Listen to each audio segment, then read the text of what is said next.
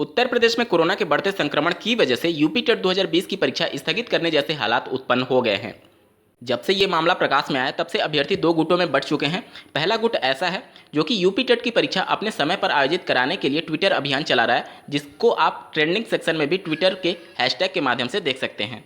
वहीं दूसरा गुट अब ऐसा भी है जो कि बिना यूपी टेट 2020 की परीक्षा के अब सीधे सुपर टेट 2021 की परीक्षा के लिए विज्ञापन जारी करने के संदर्भ में प्रदेश की सरकार पर दबाव बनाने के लिए ट्विटर पर अभियान चलाने जा रहे हैं। वहीं डीएलएड के अभ्यर्थियों के द्वारा प्रदेश सरकार को एक पत्र लिख करके ये अवगत कराया जा रहा है कि पिछली भर्ती जो कि 69,000 सहायक अध्यापकों की भर्ती थी, उसके बाद से उत्तर प्रदेश में एक बार यूपी टेट 2019 का आयोजन किया जा चुका है और सीटेट की 2 बार परीक्षाएं आयोजित की जा चुकी हैं। पहला सीटेट दिसंबर 2019 और दूसरा सीटेट जनवरी 2021 का।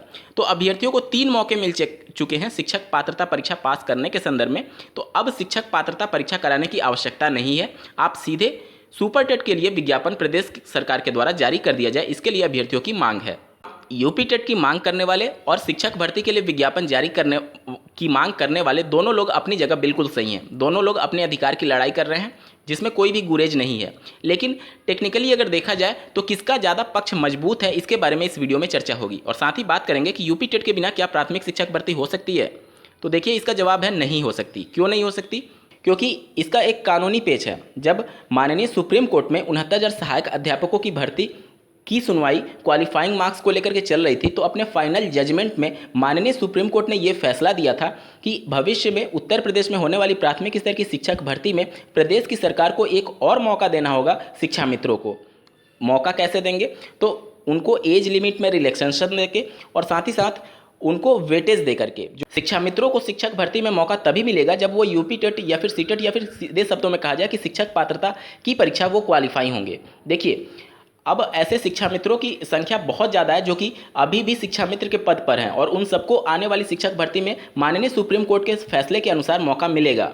लेकिन अगर इनका जो टेट या फिर सीटेट होगा, अगर बहुत पहले का क्वालिफाई होगा, तो जाहिर सी बात है वो एक्सपायर हो चुका होगा। क्योंकि पहले के जो सीटेट के सर्टिफिकेट थे या फिर यूपी टेट का जो प्रमाण पत्र था, उनकी वैधता यूपी टेट के केस में 5 और सीटेट की कंडीशन में 7 साल होती थी। अगर उनकी वैधता समाप्त हो गई होगी तो जाहिर सी बात है इनको शिक्षक भर्ती में शामिल कराने के लिए यूपी टेट का परीक्षा आयोजन करना अनिवार्य हो जाएगा। और अगर शिक्षक भर्ती प्रदेश सरकार के द्वारा जारी कर दिया जाता है और एक भी शिक्षा मित्र जिनका शिक्षक पात्रता परीक्षा का प्रमाण पत्र वैलिड नहीं होगा, अगर वो कोर्ट का दरवाजा खटखटाते हैं तो 100% भर्ती पर स्टे लगना तय है। क्योंकि माननीय सुप्रीम कोर्ट ने पहले ही कह दिया है कि सभी शिक्षा मित्रों को आने वाली शिक्षक भर्ती में मौका मिलेगा और उसके लिए जरूरी है कि यूपी टेट या फिर सीटेट वो क्वालिफाई हों। तो बात वहीं घूम फिर करके आ जाती है कि यूपी टेट की परीक्षा कराना हर हाल में अनिवार्य है, तभी अगर शिक्षक भर्ती आती है तो वो सुचारू रूप से चल पाएगी। क्योंकि जिस प्रकार से एनआईओएस से डीएलएड करने वाले अभ्यर्थियों को माननीय पटना हाईकोर्ट और उसके बाद से अन्य माननीय हाईकोर्ट के द्वारा फैसला दिया गया कि उनको भी शिक्षक भर्ती के लिए या फिर टीचर एलिजिबिलिटी टेस्ट के लिए पात्र माना जाए, उस कंडीशन में बहुत ज़्यादा चांसेस हैं कि शिक्षक भर्ती जो आएगी उसमें एनआईओएस से डीएलएड अभ्यर्थी भी पात्र होंगे। और पिछला यूपी टेट जो 2019 में हुआ था उसमें इन एनआईओएस से डीएलएड करने वाले अभ्यर्थियों को शामिल नहीं किया गया था। तो ये भी मांग करेंगे, ये भी कोर्ट जाएंगे कि पहले यूपी टेट उनको शिक्षक पात्रता परीक्षा पास होने का मौका दिया जाए, तब शिक्षक भर्ती का विज्ञापन जारी किया जाए। जाहिर सी बात है जो पहले के कोर्ट के फैसले होते हैं वो अन्य सुनवाई के लिए एक तरीके से आधार बन जाते हैं और पहले के जो भी फैसले थे, चाहे शिक्षा मित्रों का हो या फिर एनआईओएस से डीएलएड करने वाले अभ्यर्थियों का, वो पूरी तरीके से शिक्षक भर्ती का विरोध करेंगे। बिना शिक्षक पात्रता परीक्षा के सीधे सुपर टेट की परीक्षा का विज्ञापन जारी नहीं कर सकती है प्रदेश की सरकार। जो लोग दो गुटों में इस समय बट रहे हैं, आधे लोग यूपी टेट की मांग कर रहे हैं, आधे लोग शिक्षक भर्ती की मांग कर रहे हैं, इससे किसी का कोई भी भला नहीं होने वाला है। आप लोग अपनी ताकत को इकट्ठा करिए, सभी लोग एक सुर में यूपी टेट को समय से आयोजित कराने की मांग करिए। यही एक विकल्प बचा हुआ है। क्योंकि यूपी टेट की परीक्षा अगर समय से हो जाती है, 20 अगस्त को रिजल्ट जारी हो जाता है, तब भी आप लोग के पास और प्रदेश सरकार के पास 4 महीने का वक्त होगा। एक बार यूपी टेट की परीक्षा सफलतापूर्वक आयोजित हो जाती है, उस कंडीशन में आप हर उस चीज़ के लिए दबाव बना पाएंगे प्रदेश सरकार पर और कानूनी पेंच भी नहीं फंसेगा कि शिक्षा मित्रों का मामला या फिर एनआईओएस से डीएलएड अभ्यर्थियों का मामला। तो जरूरी है कि यूपी टेट की परीक्षा अपने समय पर हो और उसका रिजल्ट समय से जारी हो जाए और उसके बाद से 4 महीने का वक्त होगा। या फिर मान लीजिए कि अभी यूपी टेट के लिए आवेदन ले लिए जाते हैं और परीक्षा कोरोना की वजह से 1-2 महीने डिले भी हो जाती है, फिर भी आपके पास 1 से 2 महीने का वक्त होगा। अगर प्रदेश की सरकार उस 1-2 महीने में विज्ञापन भी जारी कर देती है तो कम से कम उस पर कार्य चलता रहेगा। क्योंकि आचार संहिता में नया विज्ञापन जारी नहीं होता है, जो पहले से विज्ञापित हो चुके हैं उन पर कार्य चलता रहता है।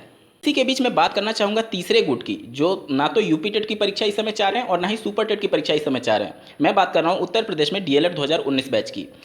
इन अभ्यर्थियों की लगातार ये मांग है कि दोनों परीक्षाओं को अभी पोस्टपोन किया जाए ताकि इनका प्रशिक्षण भी समाप्त हो जाए और ये भी आने वाली यूपी टेट और शिक्षक भर्ती की परीक्षा में सम्मिलित हो जाए। इनका भी सोचना ठीक है, सभी लोग अपने लिए अगर मांग कर रहे हैं तो इसमें गलत नहीं है, लेकिन गलत तरीके से आप लोग अपनी मांग कर रहे हैं। आप लोग की मांग ये होनी चाहिए कि आपका बैच समय से पूर्ण हो जाए। समय से जब पूर्ण होगा तो आपको ये सब परीक्षाएं टालने पर या फिर इन सब चीज़ों में फालतू की दिमाग लगाने की जरूरत ही नहीं पड़ेगी। और अगर आप लोग ये विचार कर रहे हैं कि प्रदेश सरकार आप लोग के पक्ष में है और इस वजह से शिक्षक भर्ती या फिर यूपी टेट को डिले कराया जा रहा है, तो आप लोग गलत सोच रहे हैं। देखिए, प्रदेश की सरकार को किसी भी बैच से कोई मतलब नहीं होता। इसी प्रकार का मामला जब 69,000 सहायक अध्यापकों की भर्ती का था तो डीएलएड 2017 बैच के जितने भी छात्र नेता हैं, काफ़ी अच्छा प्रयास उन्होंने किया था और प्रदेश सरकार से लेकर के हर वो अधिकारी के पास जा करके शिक्षक भर्ती को डिले कराने की कोशिश कर रहे थे। लेकिन उस समय सरकार की इच्छा शक्ति थी कि समय से शिक्षक भर्ती का आयोजन किया जाए और वो समय से उसका विज्ञापन भी जारी हुआ, भले ही डीएलएड 2017 बैच को बाहर क्यों ना करना पड़ा प्रदेश सरकार को।